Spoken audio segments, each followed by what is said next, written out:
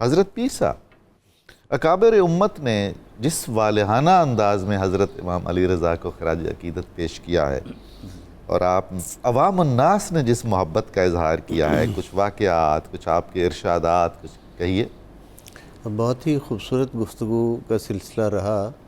اور اس میں سمجھنے اور سیکھنے کی بہت سی چیزیں ہیں احباب کے لیے۔ حضرت امام علی رضا علیہ السلام کو جب ولی عہدی کی پیشکش کی گئی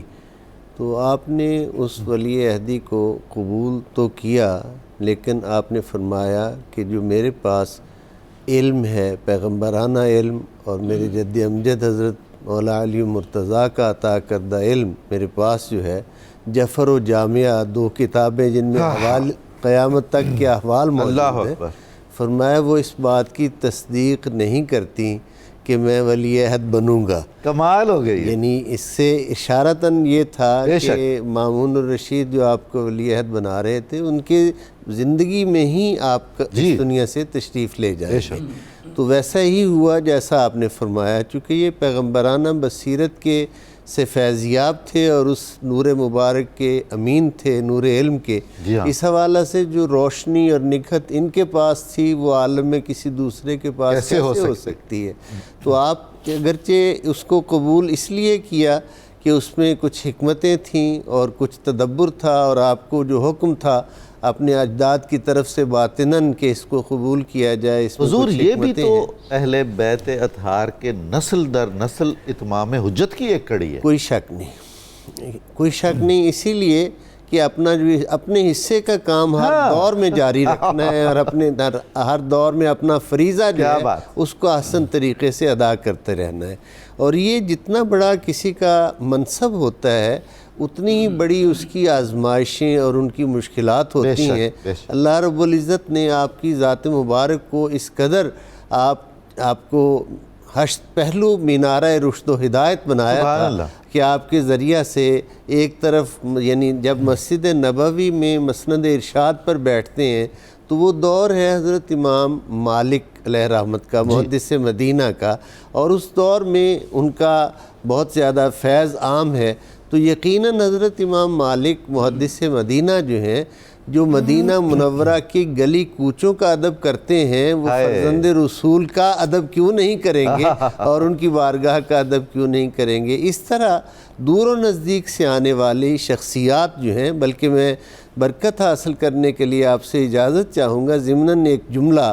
آپ کی ہی ہمشیرہ محترمہ حضرت فاطمہ کے بارے میں بھی عرض کروں کہ ان کی بھی اسی ذیقات میں ولادت و سعادت ہے، یکم ذیقات تاریخ ہے ان سے منسوب۔ حضرت معصومہ قوم کے لقب سے آپ معروف ہوئیں، حضرت فاطمہ بنت امام موسیٰ کاظم علیہ السلام۔ 8 سال کی ظاہری عمر مبارک ہے۔ حضرت امام موسیٰ کاظم علیہ السلام کہیں تبلیغی سفر پر ہیں، کچھ لوگ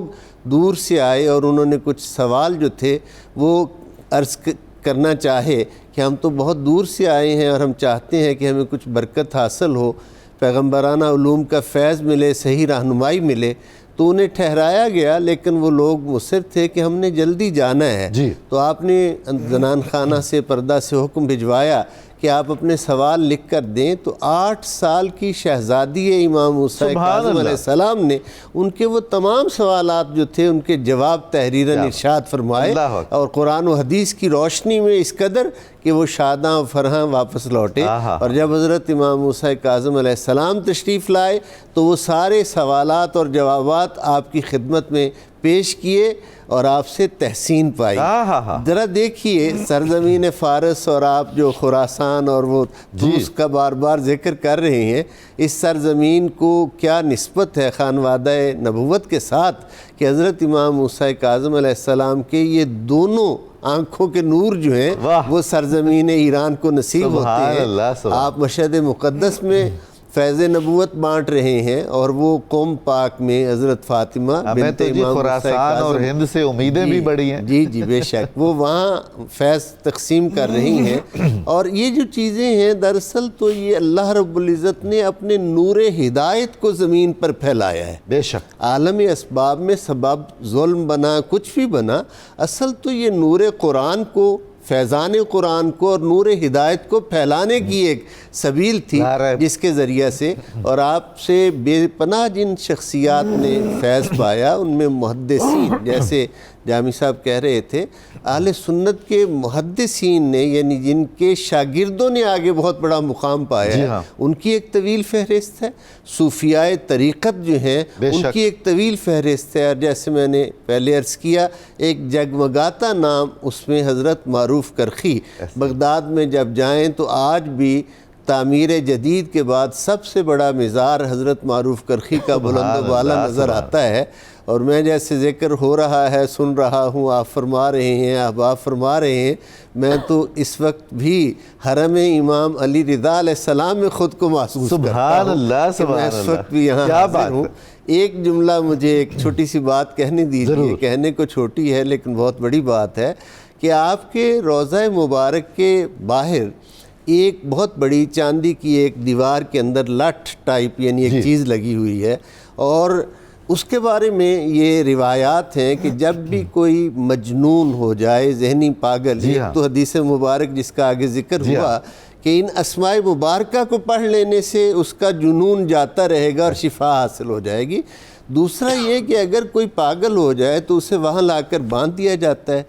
جیسے ہی وہ شفا یاب ہوتا ہے تو وہ زنجیریں خود بخود کھل جاتی ہیں۔ گویا فرمان یہ ہے کہ جب تک یہ نکمہ تھا تو ہمارے در پہ تھا، اب کام کا ہو گیا تو لے جاؤ اس کے ورثاء معاشرے کے لیے۔ تو یہ شانیں، یعنی آج تک جن کے در دولت سے یہ فیض بٹ رہا ہے، اور حکومت ایران اگر کبھی معاشی طور پہ کمزور ہو تو آپ کے نام سے منسوب جہاں آپ کے روضہ مطہر کے تمام مالی چیزیں جمع ہوتی ہیں، بینک کا روضہ جو ہے اس میں اس سے قرض لیتی ہے حکومت ایران، اور وہ اس سے قرض لے کر اپنے نظام معیشت کو چلاتی ہے۔ پوری کائنات اس گھرانے کی مقروض ہے، حضور والا مقروض ہے، اور سب ان کے کرم سے نظام چل رہا ہے۔ سبحان اللہ، سبحان اللہ۔ 4 امام ائمہ اہل بیت اطہار میں سے مدینہ منورہ کی زینت ہیں، 6 امام عراق کی زینت ہیں، سرزمین عراق کی، اور امام علی رضا علیہ السلام ایران کی زینت ہے۔ سبحان اللہ، سبحان اللہ۔